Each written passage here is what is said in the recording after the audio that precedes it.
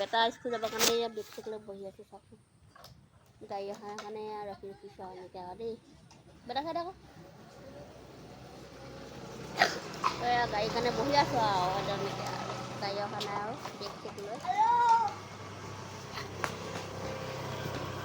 ৰাতিপুৱা এয়া গা পা ধুই একদম সাজি মেলি আহিছোঁ। এয়া আমাৰ বাচন্তিখনত মানে তাঁতখন ববলৈ আহিছোঁ।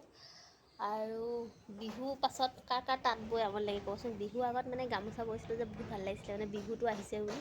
এতিয়া বিহুটো গ'লেই আৰু বিহু যোৱাৰ পিছত গামোচা মানে আছিলে 4খনমান, কিন্তু ববলৈ মানে বহুত এলাহ সুস্তি মানে। ভাবিছোঁ আৰু এতিয়া আৰু এখন এয়া ওপৰত দাঙি থৈয়ে দিছোঁ আৰু চাদৰ মেখেলা, যিহেতু বিহু আহিলে বুলি। আৰু এয়া লৰালৰিকৈ গামোচা লগালোঁ।